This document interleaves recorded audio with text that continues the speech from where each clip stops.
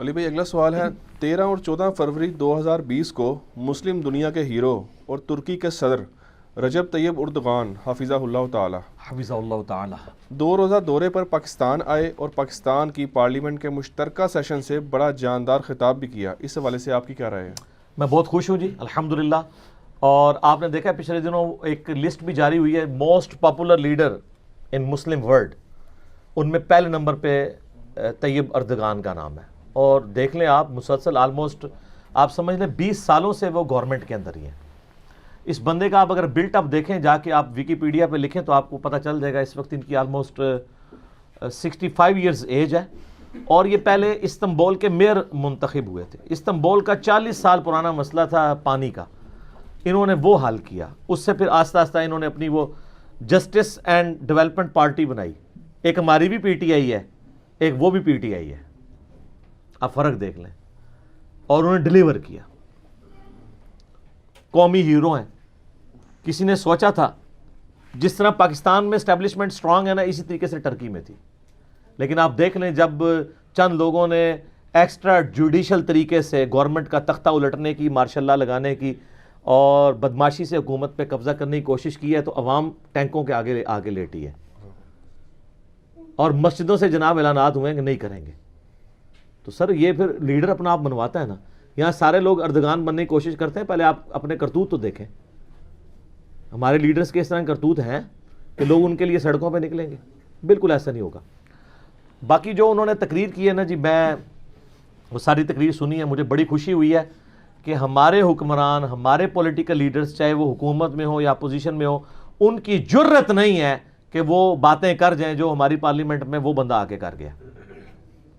اس نے اعلانیہ طور پہ کہا ہے کہ یہ بیت المقدس کے سلسلے میں جو ٹرمپ کا فارمولہ ہے یہ ظالمانہ ہے، ہم اسے ریجیکٹ کرتے ہیں، ہم فلسطینیوں کے ساتھ کھڑے ہیں.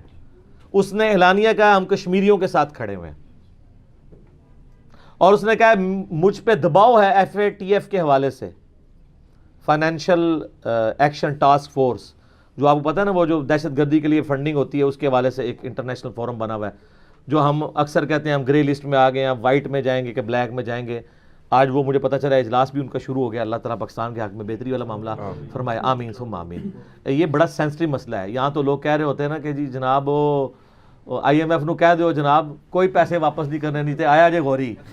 او بھائی کتنے بیٹھے ہوئے ہو، تانوں پتہ ہی نہیں ہے کہ وہ اگر آپ کے اوپر سینکشنز لگا دیں تو یہ جو بزرگ آپ کے پہلے بھی تھے وہ تو بھی کوئی نہیں تھے کہ مسلح چکتے سن تے سونا ہی سونا ہونا سی، کچھ نہیں سے نکلنا. ٹھیک ہے، یہ کہانیاں ہیں ساری. خدا کے لیے ان وشفل تھنکنگ سے باہر ہیں. تو وہ اس میں طیب اردغان کہہ رہے تھے کہ مجھ پہ دباؤ ہے انٹرنیشنل، اس کے باوجود ہم پاکستان کے ساتھ کھڑے ہیں. بڑی بات ہے. یہ یورپ میں ایک ہی تو ملک ہے ہمارے پاس سر، یورپ کے سینے میں ٹرکی. اور دیکھ لیں دنیا میں جہاں کہیں مسلمانوں کے حوالے سے آواز اٹھتی ہے، ان پہ ظلم والا معاملہ ہوتا ہے تو سب سے پہلے اردغان پہنچتا ہے. چاہے وہ میانمار برما میں ہوا تھا، ان کے لیے آواز اٹھائی، بیت المقدس کے لوگوں کے لیے آواز اٹھائی. اور سر وہ لیڈرز تو آپ کے لوگوں کو مانتے ہیں. وہ کہتا ہے میرا روحانی مرشد مولانا مودودی ہیں رحمہ اللہ تعالیٰ. اچھا آپ کو پتہ ہے یہ عرب اور عجب کا جو کنفلکٹ ہے نا یہ آج تک جاری ہے. ٹرکی عربیوں سے نفرت کرتے ہیں. وہ یہ سمجھتے ہیں کہ سلطنت عثمانیہ کے توڑنے میں عربیوں کا ہاتھ ہے. اسی وجہ سے ٹرکی کا جھکاؤ ایران کی طرف ہے. ملیشیا بھی چونکہ عجم میں ہی آتا ہے نا جی، ادر دین عرب. حالانکہ ایسا نہیں ہونا چاہیے، یہ فرق نہیں ہونا چاہیے. ویسے تو ہم حدیث بار بار سناتے ہیں مسند احمد کی حجۃ الوداع کا خطبہ کہ کسی عربی کو اجمی پر، کسی اجمی کو عربی پہ فوقیت حاصل نہیں ہے مگر تقوی کی بنیاد کے اوپر. لیکن اب ڈویژنز ہماری اسی طریقے سے ہوئی ہوئی ہیں. ایک طرف چلے جائیں دوسری پارٹی ناراض ہو جاتی ہے، اور وہ ناراض ہونے والے بھی مسلمان ہی ہوتے ہیں. دوسری طرف چلے جائیں وہ پہلی پارٹی ناراض ہو جاتی ہے، وہ بھی مسلمان ہوتے ہیں. تو طیب اردغان نے جس طریقے سے سٹانس لیا ہے وہ ٹرک خون کے اندر وہ چیز شامل ہے. ہمیں ٹرکی سے بھی لوگ رابطہ کرتے ہیں، میرے اپنے بھی کئی جاننے والے وہاں پہ جابز کر رہے ہیں. وہ بتاتے ہیں کہ یعنی جو خلافت و ملوکیت کا کنسیپٹ ہے نا یہ ٹرک کے لوگوں کو بہت کلیئر ہے. کئی لوگوں نے رابطہ کیا، انہوں نے کہا اگر آپ کی ویڈیوز ٹرک میں ڈبنگ ہو جائیں تو وہ تو یہ جو آپ بات کر رہے ہیں نا جس ٹاپک پہ آپ بول رہے ہیں بنو امیہ کے اوپر اور اہل بیت کے دفاع میں، یہ تو وہ لوگ آلریڈی اس چیز کے اوپر ہیں. ویسے بھی آپ کو پتا ہے نا وہاں آلموسٹ 99% ہی سنی ہے، اور سنیوں میں بھی حنفی اسکول آف تھاٹ ہے، لیکن ان کے اندر یہ والی حنفیت نہیں ہے کہ ان کے اندر بغض پایا جاتا ہو دوسروں کا. یہ حنفی یہاں کے تو کہتے ہیں امام کعبہ کے پیچھے نماز نہیں ہوتی ہے، ٹھیک ہے، تو وہ ہمارے ساتھ کھڑے ہو کے نماز پڑھ رہے ہوتے ہیں، یہاں پہ ایک دوسرے کے پیچھے نمازیں پڑھتے ہیں. آپ دیکھ لیں جناب مصر میں صدر مرسی کے اوپر جب وہ جو معاملہ ہوا تو سب سے دلیرانہ بیان کس کا تھا؟ طیب اردگان کا. اس نے پورے ملک میں غائبانہ نماز جنازہ کروائے تھے. ہم نے کوئی کروایا ہے ادھر؟ ویسے ہم کہتے ہیں پاکستان جو ہے وہ اسلام کا قلعہ ہے، خالی کہنے سے نہیں بنے گا. ہمیں یاد ہے ہم جب مطالعہ پاکستان پڑھا کرتے تھے نا میٹرک لیول کے اوپر، تو آپ نے ایک تنظیم کا نام سنا ہوگا RCD، جس میں ایران، ٹرکی اور پاکستان شامل تھا، جوائنٹ. پھر بعد میں افغانستان کو بھی ایڈ کیا گیا. تو یعنی یہ اگر یہ پوری بیلٹ اپنے اپنے ریسورسز کو یوز کرے، جس طرح ابھی آپ کو پتا ہے وہ پاکستان آئے ہیں تو اپنے ساتھ سارے بزنس مین لے کے آئے ہیں. پہلی دفعہ ہوا ہے کہ کسی حکمران نے پاکستان میں آ کے اپنے ساتھ بزنس مین ساتھ لے کے آئے کہ یہاں پہ ہم ان کے ساتھ معاہدے کریں. ابھی تک تو ہم یہ کہتے تھے ہمیں جو ہے وہ چندہ ہی مل جائے. چندے تو وقتی طور پہ ہوتے ہیں، کھا کے ختم کر دیں گے، پھر اتارنے بھی ہوں گے. اصل میں یہ آپ کے ساتھ ہیلپ کرنے والا معاملہ ہے کہ آپ کے ملک میں کاروبار آئے. پاکستان کے پاس ڈیفنس کی صلاحیت ہے، ان کے پاس ٹیکنالوجی موجود ہے، ایران کے پاس تیل موجود ہے، افغانستان کے پاس معدنیات موجود ہیں، سعودیہ کے پاس تیل موجود ہے. تو یہ سب ملک اگر اکٹھے ہوں اور معاملات سیدھے آگے لے کے چلیں تو بڑی اچھی بات ہے. تو ہم تو پازیٹیولی دیکھتے ہیں جی. میں تو بہت خوش ہوں. طیب اردگان اس وقت مسلمانوں کے لیے امید کی کرن ہے، اس میں کوئی شک نہیں ہے. اور میرا خیال ہے یہ ایسا پاپولر لیڈر ہے جو تمام مکاتب فکر میں لوگ کہتے ہیں دلیر ہے. سارے لوگ اون کر رہے ہیں اور واقعی وہ دلیری سے بات بھی کرتے ہیں. باقی آپ دیکھ لیں اسلام کا نالج، آپ ذرا ان کی تلاوت دیکھ لیں تو آپ پہچان نہیں سکتے کہ عبدالباسط عبدالصمد تلاوت کر رہا ہے یا یہ طیب اردگان کر رہا ہے. ٹھیک ہے جی. اور پاپولر لیڈر بھی ہیں اور بالکل نڈر آدمی ہے. ریلیجن کی کہیں پہ بھی بات آتی ہے وہ دیکھتے ہی نہیں ہے جناب. باقی ٹرکی کے اندر کئی ایک چیزیں انتہائی غیر اسلامی ہیں جو آپ تصور بھی نہیں کر سکتے، لیکن وقت کے ساتھ ٹھیک ہوں گی. ڈاکٹر فرد ہاشمی کے ہسبینڈ ہیں نا ڈاکٹر زبیر ادریس جو ہیں، تو میری ان کے ساتھ ملاقات ہوئی آج سے تقریباً 5-6 سال پہلے. تو وہ تازہ تازہ ٹرکی کا دورہ کر کے آئے تھے. الہدا انٹرنیشنل کا ہیڈ آفس ہے H11 میں، ساتھ ہی میرا آفس ہے قریب ہی. تو میں جمعے کی نماز وہیں پڑھتا تھا، کبھی کبھار شام میں مغرب کی نماز پڑھ لی. ایک دفعہ مغرب کی نماز کے لیے گیا، امامت کے لیے انہوں نے آگے کر دیا، ان کی شفقت. تو مجھے کہنے لگے میں ٹرکی میں گیا ہوں تو بڑی حیران کن چیز نظر آئی کہ ہر اسکول اور کالج کے باہر نا کمال اتاترک کے مجسمے لگے ہوئے ہیں. حالانکہ تو بت پرستی ہے، اسلام میں تو مجسمہ نبی علیہ السلام کا نہیں ہے تو اور کس کا ہو سکتا تھا؟ حالانکہ صحابہ بنوا سکتے تھے، تصویر بھی بنوا سکتے تھے. یہی تصویر تو حرام ہے جس کی عزت کی جائے. اچھا تو ظاہر نبی علیہ السلام کی تصویر بغیر عزت کے تو ہو نہیں سکتی تھی، بت پرستی کا رستہ کھلنا تھا. میری آپ کی تو بغیر عزت کی بھی ہو سکتی ہے، لیکن ان کا معاملہ تو ایسا تھا. کہتے ہیں ہم گئے تو ہم بڑے مایوس ہوئے کہ یار بڑا نام سنا تھا، لیکن کہتے ہیں جب ہم اسکول کے اندر انٹر ہوئے، ہم نے نصاب دیکھا، ہم نے اندر ایتھکس دیکھی تو لگا کہ اسلام ہے ہی ادھر ہے. کیونکہ وہ اپنے اسکولنگ سسٹم الہدا کو یعنی اس کے لیے گائیڈ لائنس چاہتے تھے. تو ٹرکی کے اسکولوں میں وہ کہتے ہیں میں نے یہ دیکھا. تو کہتے ہیں جب فارغ ہوئے تو ہمیں ٹیچر کہنے لگے کہ بس یہ مجسمہ ہی آپ کو نظر آ رہا ہے، اس کی آڑ میں سارا اسلام ہی یہاں سکھایا جا رہا ہے. اگر یہ ہم ہٹا دیتے ہیں تو جو یہاں پہ سیکولر لوگ بھی بہت زیادہ ہیں، ایون ایتھیسٹ بہت زیادہ ہیں. تو یہ پھر آپ کو پتہ ہے اردگان کے خلاف بھی کتنا پراپوگنڈا ہو رہا ہوتا ہے. تو وہ کہتا ہے کہ یہ اگر ہم نے ہٹا دیا نا تو یہ تو پھر اس کو وہ ایک توہین لیڈر مانیں گے. ظاہر ہے کہ وہ جس طرح ہمارے لیے محمد علی جناح ہے ان کے لیے کمال اتاترک ہے. اگرچہ وہ ایک کریکٹر لیس بندہ تھا، لیکن یہ اس کی خوبی تھی کہ ٹرکی کو ملیا میٹ کر دینا تھا یورپ نے، اس نے ٹرکی کو ایز اے ملک کم از کم بچا لیا. تو آج دیکھیں نا ہمیں برکات نظر آ رہی ہیں.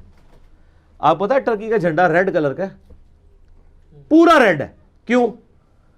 کہ خون و خون ہو کے انہوں نے یہ ملک حاصل کیا.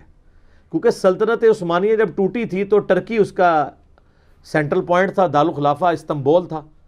قسطنطینیہ جو سینکڑوں سال تک رومن امپائر کا دارالخلافہ رہا ہے، مسلمانوں نے ان سے چھین کے اس کا نام ہی استنبول، اسلام کا گڑھ، یا اردو میں اسلام آباد رکھ دیا ہے. تو ان کو تو ابھی تک نہیں وہ غصہ جا رہا.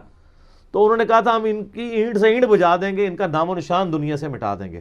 تو اس وقت کچھ میئر اس نے لیے ایسے میئرز کے جس کی وجہ سے فی الحال یعنی حکمت کے طور پر ٹرکی کی ایز اے نیشن اس کو بچا لیا جائے.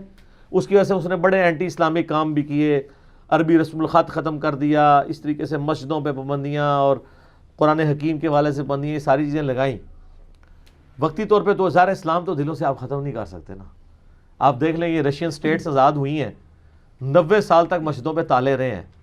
آج آپ دیکھیں مسجدیں وہاں پہ دوبارہ آباد ہو گئی ہیں, اتنی بڑی بڑی مسجدیں سعودیہ نے بنوائی ہیں, قرآن کے ترجمے وہاں پہ جو ہے وہ مل رہے ہیں لوگوں کو. یہ اس حوالے سے سعودی عرب پاکستان کی وہ کنٹریبیوشن نہیں ہے جو سعودی عرب کی ہے, اپنے مال کے ذریعے انہوں نے اسلام کی وہ خدمت کی ہے, ہر حاجی کو اس کی زبان میں دیتے ہیں. آپ ذرا امیجن کریں پوری دنیا میں مسلمان کی یہ خواہش تو ہوتی ہے میں حج کرنے جاؤں گا, جب وہ حج کرنے جاتا ہے اور وہاں سے قرآن کا ترجمہ اس کو اپنی لینگویج میں ملتا ہے تو اس کو یہ پتہ چلتا ہے کہ سینٹرل پوائنٹ یہ ہے اسلام کا, مکہ اور مدینہ, اور یہی ریلیجن اصل ریلیجن ہے.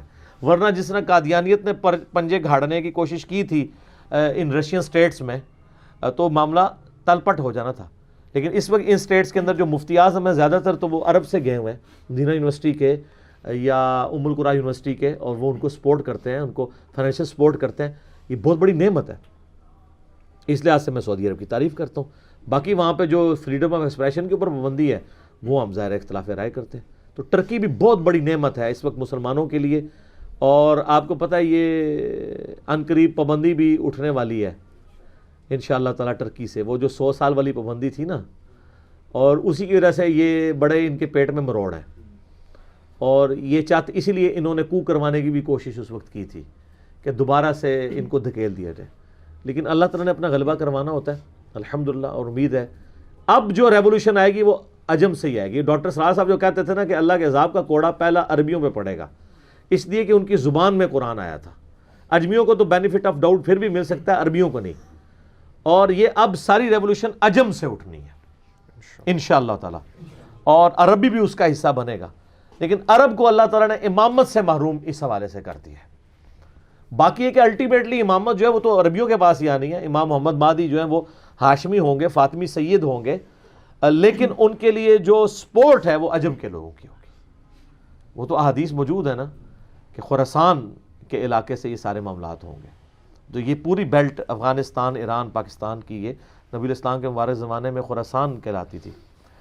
تو شکر الحمدللہ کہ ہماری اپوزیشن نے وہ کام نہیں کیا جو موجودہ حکومت نے اس زمانے میں کیا تھا. اپوزیشن کے یہ بیٹھے ہی نہیں تھے آ کے پارلیمنٹ میں.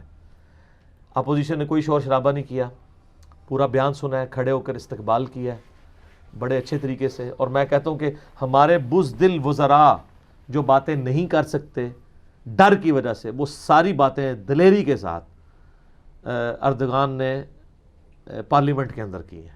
پوری دنیا کو میسیج گیا ہے, ٹھیک ہے. اور باقی جوائنٹ جو بعد میں ایک چھوٹا سا سیشن بھی ہوا تھا, اس میں پھر عمران خان صاحب سے سلپ آف ٹنگ ہو گیا. یار مجھے نہیں سمجھ آتی عمران خان صاحب کو کس نے یہ پٹی پڑھا دی ہے کہ زبانی بات کرنا یہ کسی کے بڑے پن کی نشانی ہے. سر نبیوں سے بڑا تو کوئی نہیں ہے نا. اللہ قرآن میں کہہ رہا ہے الذی علم بالقلم, اللہ نے قلم کے ذریعے علم سکھایا. یار کوئی فرق نہیں پڑتا. آپ سے بڑے جو دنیا کے پریزیڈنٹ ہیں انہوں نے بھی اپنے پوائنٹس لکھ کے سامنے رکھے ہوتے ہیں. یہ آپ کو جو امریکن پریزیڈنٹ اتنے اعتماد کے ساتھ زبانی تقریر کرتا نظر آ رہا ہوتا ہے نا, وہ سامنے روسٹم کے اوپر اس کے ڈسپلے ہوتے ہیں پوائنٹ. یہ کون کر سکتا ہے, کتنا رٹا کو مار سکتا ہے. یہاں پہ کہتے ہیں پرچی پکڑ لی تو پتہ نہیں کوئی توہین ہو جائے گی. کوئی فرق نہیں پڑتا, اس کو کوئی توہین نہیں مانا جاتا. انٹرنیشنل دنیا میں تو ہمیشہ جب اعلامیے جاری ہوتے ہیں نا وہ ریٹن ہوتے ہیں. آپ یو این او کا دیکھ لیں, جنرل اسمبلی کا, جب بھی اعلامیہ جاری ہوگا وہ ریٹن میں پڑھ رہے ہوتے ہیں. زبانی کون پڑھ رہا ہوتا ہے؟ زبانی آپ نے کرنا ہے کم از کم آپ تیاری کریں. اور انہوں نے کہہ دیا جی وہ 600 سال تک ٹرک کی یہاں حکومت رہی ہے. یہاں پہ وہ 600 سال تو کوئی حکومت نہیں رہی ہے, وہ 300 سال تک سلطنت مغلیہ کی رہی, اور وہ ظاہر ہے تتاریوں کا ہی ایک ان کی ہی آگے سے سمجھ لیں ایک نسل تھی. ہم خود مغل ہیں, مرزا یا مغل خاندان جو ہے یہ ٹرک سے ہی ہیں. کعبے کو مل گئے پاسما صنم خانے سے. یہ یعنی آگے ان چنگیز خان, ہلاکو خان کی اولاد ہیں جو بعد میں مسلمان ہوئے اور ٹرکی میں بھی ان کی حکومت تھی, یہاں پہ بھی حکومت تھی, مغلیہ خاندان بھی, سب لوگ تھے, لیکن وہ 600 سال کے لیے نہیں تھے. تو اب وہ بات کر دی ہے, اب دوسرے لوگ چھوڑ بھی نہیں رہے ہیں, وہ چھوٹے چھوٹے کلپ بنا کے مذاق اڑا رہے ہیں. مذاق اس لیے اڑایا جاتا ہے کہ آج تک عمران خان صاحب نے کبھی اپنی غلطی مانی نہیں ہے. اگر ان سے جو پہلے سلپ آف ٹنگ ہوئے تھے نا, یہ مان لیتے نا کہ مجھ سے سلپ آف ٹنگ ہوا ہے, تو بعد میں لوگوں نے مذاق بنانا چھوڑ دینا تھا. ان کا ہر دفعہ مذاق اس لیے بنتا ہے کہ یہ وہ جو بات کر دیتے ہیں اس کے بعد پھر وہ اس کے اوپر ریویو نہیں کرتے کہ یار مجھ سے غلطی ہو گئی تھی, یا ٹویٹ ایک کر دیں کہ یار, یعنی لفظ ذلیل نبی علیہ السلام کے لیے نعوذ باللہ نکلا. تو یار مطلب تمہاری عزت میں کوئی کمی آتی ہے یار, تم لکھ دو کہ یار مجھ سے غلطی ہو گئی ہے. میں نے بھی دفاع کیا کہ سلپ آف ٹنگ ہوا ہے, وہ یہ کہنا نہیں کہہ چاہ رہے تھے, ذلیل کو کمزور کے معنوں میں لینا چاہ رہے تھے, لیکن نبی علیہ السلام کی شان سے بہت عرفہ و اعلیٰ ہے کہ آپ جو ہے وہ اس طرح کی غیر محتاط رویہ اختیار کریں. کوئی نہیں کی ٹویٹ, کوئی کچھ نہیں. یہ ایٹیچیوڈ جو ہے نا, یہ انتہائی دکھی ایٹیچیوڈ ہے. اور میں ان کو وارن کر رہا ہوں کہ کل کو انہوں نے, یہ تو کہتے ہیں میرا جینا مرنا پاکستان میں ہے, اللہ کرے ایسا ہی ہو, لیکن جو کچھ آپ نے حکومت کے دوران کیا ہے نا, مجھے خطرہ ہے کہ آپ کے لیے یہاں رہنا مشکل ہو جائے گا اگر آپ اس طرح کی سلپ آف ٹنگ کے اوپر, جو خصوصاً مذہب سے ریلیٹڈ ہے, رجوع نہیں کریں گے. جو باقی کرتے رہے وہ تو جا کے باہر بیٹھ گئے نا. آپ کے ایکس چیف جسٹس صاحب جو کہتے تھے میں ڈیم کے باہر خیمہ لگا کے بیٹھ جاؤں گا, ہمیں تو وہ خیمہ پورے پاکستان میں نظر نہیں آ رہا. سر وہ پاکستان کی کسی گلی سے نہیں گزر سکتا, پوری قوم کو کہانی کرا کے چلا گیا ڈیم فنڈ کے نام کے اوپر. ٹھیک ہے, یہ ڈینے ہی ہم پہ مسلط ہوئی ہوئی ہے, ڈیم فنڈ کے نام پہ ڈینے. باقی جی ہم تو امید رکھتے ہیں کہ اللہ تعالیٰ ہمارے حکمرانوں کو بھی رجب طیب اردگان جیسی دلیری نصیب کرے, اور اللہ تعالیٰ ان کی حفاظت فرمائے, اور مسلمان دنیا کو اس طرح کے اور حکمران بھی نصیب فرمائے جو دلیری کے ساتھ اللہ کا پیغام پوری دنیا کے سامنے رکھیں. اور یہ جو عمران خان صاحب سے وعدہ لیا ہوا ہے نا انہوں نے آپس میں, تینوں نے, مہاتیر محمد نے اور عمران خان نے اور اردگان صاحب نے, کہ ہم نے ایک ٹی وی چینل بنانا ہے جو BBC اور CNN کے مقابلے پہ ہوگا, مسلمانوں کا پوائنٹ آف ویو رکھے گا. حالانکہ آلریڈی ایک کام الجزیرہ والے کر رہے ہیں, لیکن اس سے بہتر طریقے سے ہو سکتا ہے اگر یہ تینوں حکمران مل کے اس طرح کے معاملات کو لے کے چلیں. تو وہ ٹی وی چینل ہم انتظار میں ہیں, یہ نہ ہو کہ ٹی وی چینل کا اشر بھی ڈیم فنڈ والے ہی ہو. ٹھیک ہے, ایک کہانی چلتی رہے. اور ڈیم فنڈ کے ابھی تک اشتہارات بینکوں کے باہر لگے ہیں.